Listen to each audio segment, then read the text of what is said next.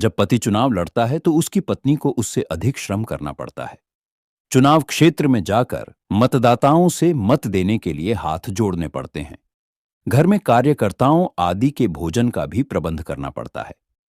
पत्नी के चुनाव लड़ने पर पति महोदय दौड़ धूप तो करते हैं, पर उनकी ओर कोई ध्यान नहीं देता। लोग यही समझते हैं कि बेचारा कार्य करता है। अगर वह खादी के कपड़े पहने होता है तो उसे दल का कार्यकर्ता समझा जाता है। अगर आम कपड़ों में होता है तो फिर भाड़े का प्रचारक समझ लिया जाता है। न वह किसी से यह कह पाता है कि वह प्रत्याशी का पति है, और न लोग उससे पूछते हैं कि आप हैं कौन। पत्नी तो शान से कह देती है कि वह प्रत्याशी की पत्नी है। यह जानकर लोग उसे भी आदर सम्मान दे देते हैं। जो रिश्ता बता ही नहीं पाता, उसे कोई सम्मान दे भी कैसे।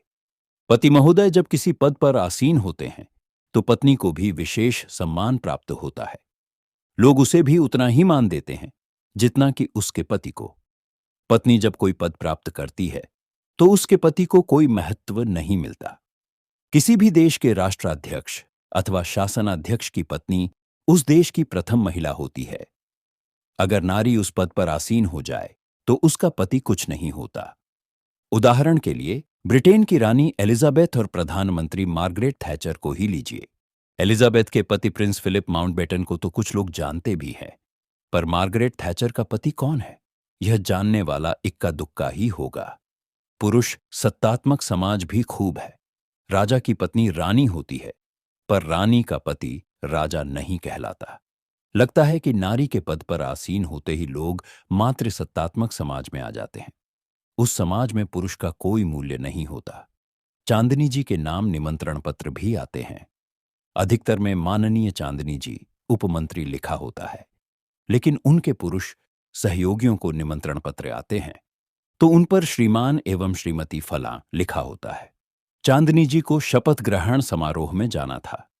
बच्चों की उत्सुकता स्वाभाविक थी। दोनों बच्चे मां को सब कुछ खाते देख चुके थे, पर शपथ खाते कभी नहीं देखा था। वह इस लालच में गए कि अगर खाने में अच्छी वस्तु हुई तो मां उन्हें भी खिलाएगी। पतिदेव भी उत्सुक हो उठे। उन्हें झांक था कि अन्य मंत्रियों की पत्नियां भी जाएंगी। वह उपमंत्री के पति हैं, इसलिए उन्हें भी जाना चाहिए। समारोह और खासकर पत्नी का शपथ ग्रहण देखकर छाती शीतल करनी चाहिए। कार पर चले पतिदेव चंद्रवदन ने चालक का स्थान ग्रहण किया। बच्चे व चांदनी जी पीछे बैठी। साथ में अगली सीट पर राजेश नाम का एक कार्यकर्ता भी, जो चांदनी जी के चुनाव का संचालक था, जम गया। पतिदेव सफारी सूट में थे। राजेश टिनोपाल के पानी से खंगाली गई खादी की पोशाक में था। सिर पर नुकीली गांधी टोपी सुशोभित थी। राजभवन के सामने कार रुकी। पिंकी को पेशाब आया। बच्चे आखिर बच्चे ही हैं। कहीं भी जाएं, सतर्क रहना ही पड़ता है।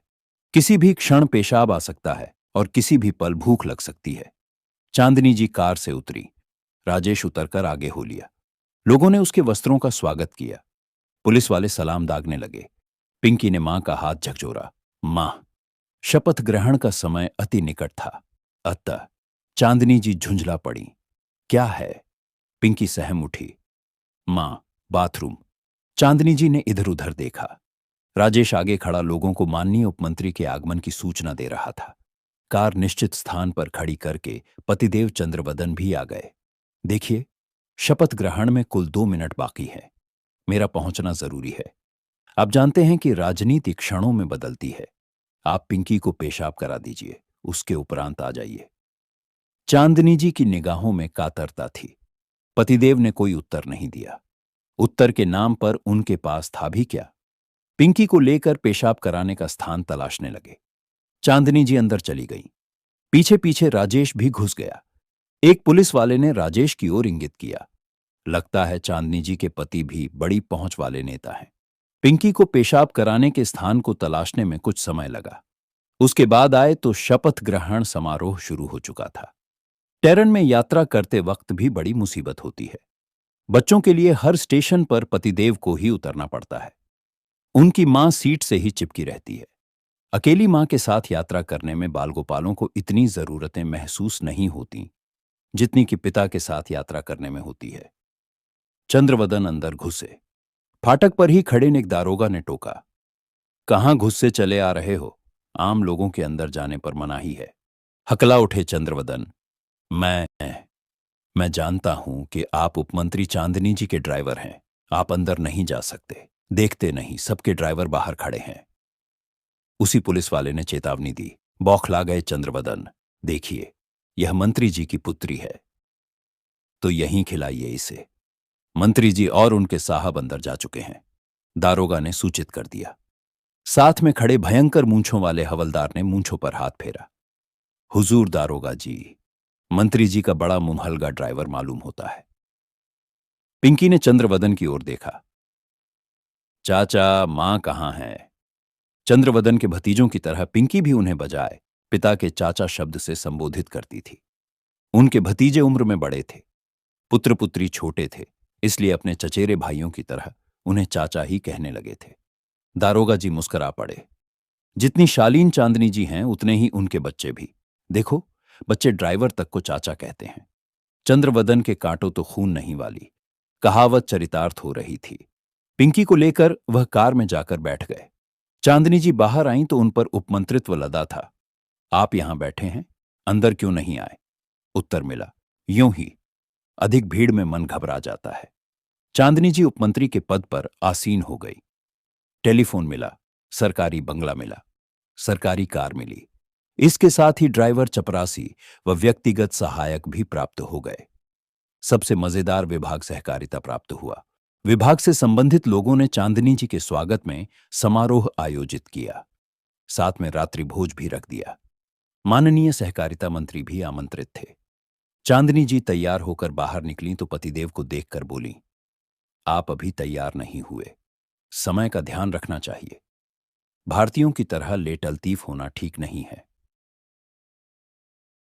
आज पतिदेव को यह झात हो गया कि चांदनी जी भारतीय तो हैं, पर भारतीयों की तरह नहीं है। भारतीय होकर गद्दी पर पहुंचने वाला स्वयं को भारतीयों की तरह नहीं मानता। किसकी तरह मानता है, यह वही जाने। उत्तर मिला, मेरा मन नहीं है, तुम हो आओ। लगा कि चंद्रवदन जी में पुराना अनुभव कसमसा रहा था। तुनक पड़ी चांदनी जी। आप हमेशा नखरे करते हैं। मंत्री जी आएंगे, उनकी पत्नी भी आएंगी, पर आप हैं कि मेरे साथ नहीं जा सकते।